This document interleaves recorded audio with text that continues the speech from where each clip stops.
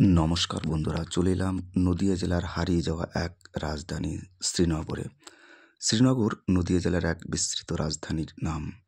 বর্তমানে হারিয়ে যাওয়া মরালী নদীর সঙ্গেই লুপ্ত হয়েছিল যে রাজধানী, তারই নাম শ্রীনগর। ইতিহাসের সাক্ষী হতে ভিডিওটি অবশ্যই পুরোটা দেখবেন। নদিয়া জেলার চাকদা স্টেশন থেকে 15 কিলোমিটার পূর্বে রয়েছে বালিয়া গ্রাম, সেখান থেকে আবার 5 কিলোমিটার দক্ষিণে রয়েছে এই শ্রীনগর গ্রামটি। তো বন্ধুরা, এটি একসময় মরালী নদীর পাশেই অবস্থিত ছিল। এখন বর্তমানে মরালী নদীটি লুপ্ত। তো এই মরালী নদীর পাশেই এই রাজপ্রাসাদ তৈরি করেছিলেন রাজা রাঘব রায়। কথা বলতে বলতেই আমরা রাজা রাঘব রায়ের নির্মিত একটি মন্দিরে চলে এসেছি। মন্দিরটি নির্মিত হয়েছিল মোটামুটি 1670 খ্রিস্টাব্দ নাগাদ। মন্দিরের বিশেষ ধ্বংসাবশেষ সামান্য একটু অংশই পাওয়া যায়। দেখুন বন্ধুরা, টেরাকোটার কি অসম্ভব সুন্দর কাজ রয়েছে। বর্তমানে এই মন্দিরের একটি লিপি উদ্ধার করা হয়েছে এবং সেটি বাংলাদেশের বরেন্দ্র রিসার্চ মিউজিয়ামে রাখা রয়েছে। কি সুন্দর টেরাকোটার কাজ। মন্দিরের বিশেষ এই ধ্বংসাবশেষ অংশটি একটি জঙ্গলের মধ্যে পাওয়া যায় এবং খুবই অনাদরে পড়ে রয়েছে। এই মন্দিরটি ছিল শ্রী বিশ্বনাথের মন্দির এবং দেখুন মন্দিরের ভিতরে কিন্তু পাথর রয়েছে এবং নদিয়া জেলায় এই পাথরের ব্যবহার কিন্তু অনেক পাওয়া যায়। কি সুন্দর কারুকার্য নির্মিত জঙ্গলের মধ্যেই পড়ে আছে এই মন্দিরের ধ্বংসাবশেষ।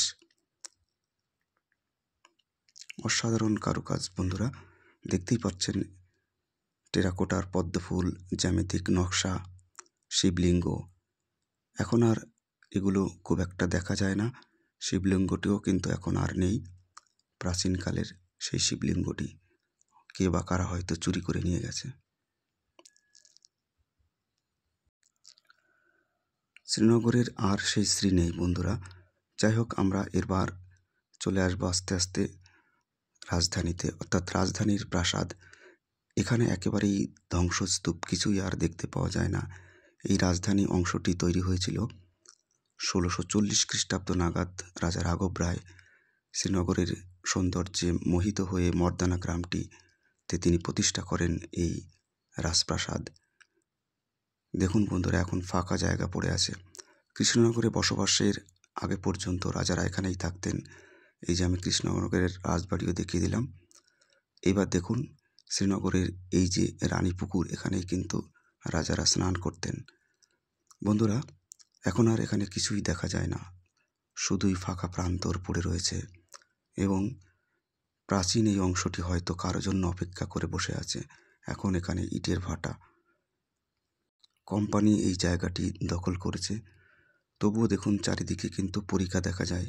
এবার চলে এসেছি গাজীর সমাধিক্ষেত্রে। বন্ধুরা দেখুন, এটি নির্মিত হয়েছিল 1670 বা ওরকম টাইমে, সুলতান হুসেন শাহের আমলে।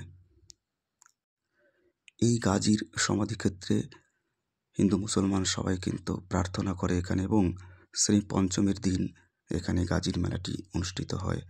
হয়তো মাঘ মাসে সরস্বতী পুজোর দিন মেলাটা হয়। হ্যাঁ, আচ্ছা, এটা গাজীর মেলা আর মাঘ মাসে সরস্বতী পুজোর দিন প্রত্যেক বছর হয়। এটা কদিন চলে মেলাটা? এক সপ্তাহ। 1200 খ্রিস্টাব্দ নাগাদ এক মহামারী হয়ে এই গ্রামটি কিন্তু একেবারে জনমানব বিচ্ছিন্ন হয়ে পড়ে। এখন শুধুই চাষের জমি। ধন্যবাদ বন্ধুরা।